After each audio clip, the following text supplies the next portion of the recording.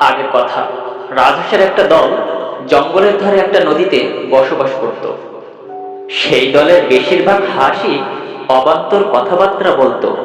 সারা দিনই তারা শুধু বিনা কারণে জোরে জোরে কথাবার্তা বলতো। হংসু নামের একটা হাঁসও সেই দলেই থাকতো। সে কিন্তু ভীষণই কম কথা বলতো, তাই অন্য হাঁসরা তার সাথে মিশতো না। আর কম কথা বলার কারণে সবাই তাকে বোবা বোবা বলে খেপাতো। একদিন এক হাঁস অন্য হাঁসকে বলছিল, একবার আমি একটা বড় মাছ ধরেছিলাম, আর সারাদিন সেই মাছটা মজা করে খেয়েছিলাম। আমিও একবার একটা মাছ সারাদিন খেয়েছিলাম। হংসু তাদের এসব কথা শুনেও চুপ করেই রইল। হাঁস দলের নেতা তখন বলল, রাজহাঁসের কাজই তো সারাক্ষণ প্যাক প্যাক করা। এই হংসু এতটাই কম কথা বলে যে ওকে আসল রাজহাঁস মনেই হয় না। ও নিশ্চয়ই বোবা হাঁস। কিন্তু হংসু কখনোই কারোর কথাকে অতটা মনে নিত না। একদিন একটা রাজহাঁসের জমা করা কিছু খাবার চুরি হয়ে গেল। তখন রাজহাঁসটা কাঁদতে কাঁদতে দলনেতাকে বলল, কেউ আমার জমা করা খাবার চুরি করে খেয়েছে। আমি চোরটাকে নিজে পালাতে দেখেছি, আর সে চোর আমাদের দলের কেউই হবে। এই বলে সেই হাঁসটা কাঁদতে কাঁদতে দলনেতাকে সব কথা জানালো। সব কথা শুনে হাঁস দলের নেতা সকল হাঁসকে একটা গাছের নিচে আসতে বললেন।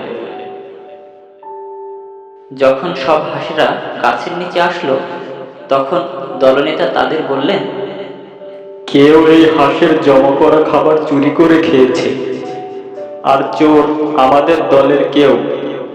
তখন রাজহাঁসরা নিজেদের মধ্যে বলতে শুরু করলো, আমাদের দলে এমন কে আছে? আমাদের দলের মধ্যে কে হতে পারে এমন চোর? ওই চোরের শাস্তিই হওয়া উচিত। নেতা, কে হতে পারে ওই চোর? ওই হাঁসটা চোরটাকে নিজের চোখে পালাতে দেখেছে। চুরির সময় সেই চোরের মুখ কাপড় দিয়ে ঢাকা ছিল, কিন্তু তার ঠোঁট কাপড়ের বাইরে থেকেও দেখা যাচ্ছিল। ওই হাঁসটা আমাকে যা বলল, ওই চোরের ঠোঁটটা ছিল লাল। আর আমাদের দলে তো শুধু লাল ঠোঁট হংসু আর বংশুরই আছে। তারপর সব হাঁসরা আবার নিজেদের মধ্যে কথা বলা শুরু করে দেয়। দলনেতা, আপনি তাড়াতাড়ি বিচার করুন, চোরকে শাস্তি দিন।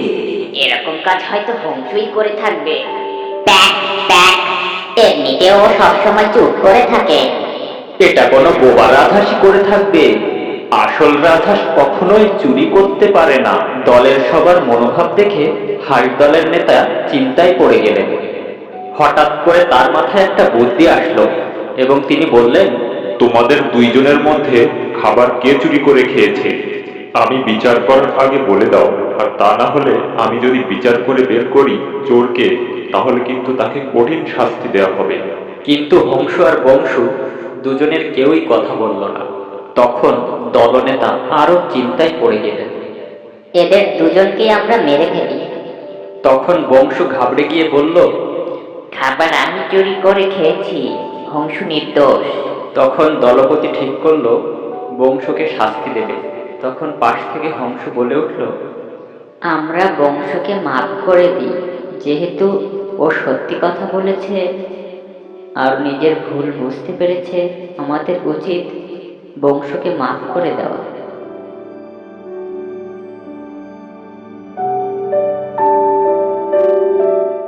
তাহলে আমরা এই গল্প থেকে কি শিখলাম? যে কোনো পরিস্থিতিতে আমাদের সত্য বলা উচিত।